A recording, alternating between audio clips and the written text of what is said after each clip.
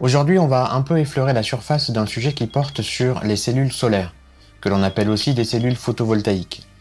Mais celles qui nous intéressent pour cette brève, ce ne sont pas celles que l'on trouve dans les panneaux solaires placés en extérieur, mais plutôt celles que l'on trouve dans des petits appareils comme des calculatrices, des montres ou encore certains jouets. Et le cobaye du jour, ça va être cette calculatrice Texas Instruments 5018 SV, qui est tout à fait basique, mais qui a la particularité d'être équipée d'une de ces cellules. Alors comme 95% des panneaux solaires du marché, sachez que ce type de cellule est fabriqué à base de silicium, qu'il soit amorphe, polycristallin ou monocristallin. Et c'est beaucoup plus rare, mais on peut aussi trouver un autre type de semi-conducteur comme du sélénure de cuivre ou du sélénure d'indium. Donc je vous propose qu'on analyse et qu'on mesure un peu ce qui se passe dans cette calculatrice et voir si à ce niveau ce type de cellule a une réelle utilité ou pas. Et avant ça, je reviens très brièvement sur le principe qui permet à une cellule solaire de produire du courant. C'est le phénomène appelé effet photovoltaïque, qui est un des effets photoélectriques que j'avais eu à expliquer dans l'épisode 12. Un photon émis par le soleil qui vient heurter une cellule photovoltaïque voit son énergie transférée à un électron dans le matériau semi-conducteur dopé de la cellule. Avec cette énergie supplémentaire, l'électron va s'échapper de sa position dans l'atome, créant un trou qui deviendra une partie d'un courant dans un circuit électrique.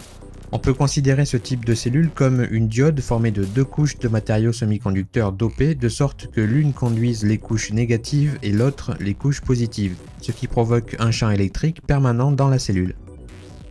La cellule repose sur une couche d'aluminium, elle est recouverte d'une couche d'anti-reflet et le tout est placé sous verre. Maintenant que tout ça est dit, on peut commencer à investiguer. Et comme il fallait s'y attendre, il n'y a vraiment pas beaucoup de composants dans ce type de calculatrice, étant donné que tout se passe dans le processeur. La cellule solaire est donc ici avec une borne positive et l'autre négative. Elle est reliée à la carte mère ici, et on trouve en parallèle un petit condensateur, celui-ci qui est de 10 volts, mais je ne vois pas sa capacité.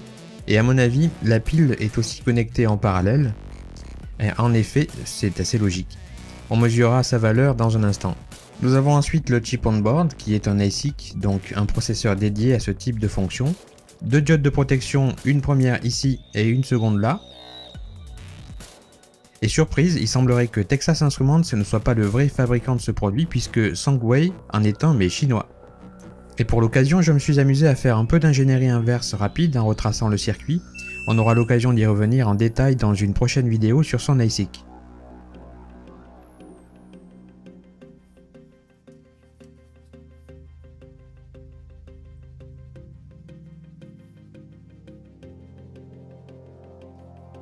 On va connaître la tension en sortie de cette pile bouton.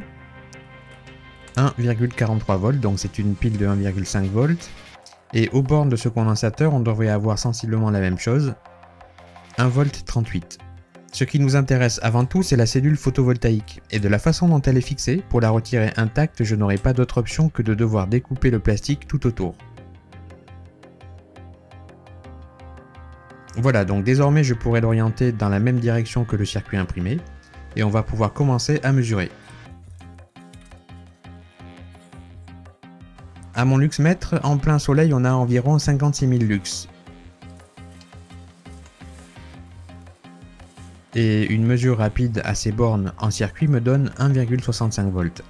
Alors je l'ai retirée du circuit pour la tester dans une autre configuration. Et maintenant, elle nous fournit une tension de 2,43 volts. Et dès que je l'occulte avec ma main, sa tension chute à presque 1,6 volts.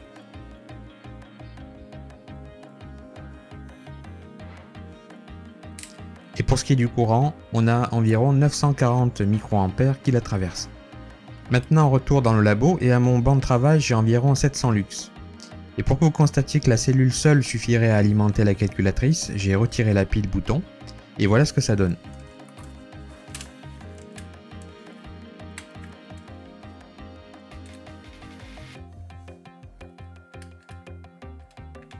Le processeur fonctionne parfaitement. Et bien entendu, si on bloque les photons, et faisons la même chose en mesurant la tension. Pour l'instant, on a 1,6 volts aux bornes du condensateur. Et si je masque la cellule pour qu'elle ne reçoive presque plus de photons,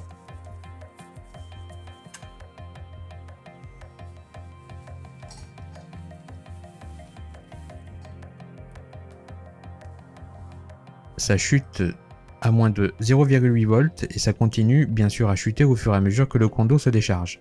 En résumé, le circuit intégré qui se cache sous cette goutte de polyépoxyde consomme tellement peu de courant que celui produit par une cellule photovoltaïque de ce type est suffisant pour lui permettre de travailler dans une condition de luminosité ambiante normale. Et la pile n'est là que pour compenser lorsqu'il n'y a pas assez de photons pour la cellule. Et pour conclure, une observation au microscope ne révèle malheureusement rien d'intéressant car la couche de silicium est tellement fine qu'on n'arrive que difficilement à la distinguer sous l'épaisseur du verre. Cette flèche est là pour indiquer de quel côté se trouve la couche de silicium. En zoomant, on la distingue forcément un peu mieux, mais je vais très vite atteindre le grossissement maximum. Et en fait, le fin liseré lumineux qui ressort là est le silicium. J'ai également tenté une observation de face, mais à cause de l'épaisseur du verre et du film anti-reflet, il n'y a hélas aucun résultat.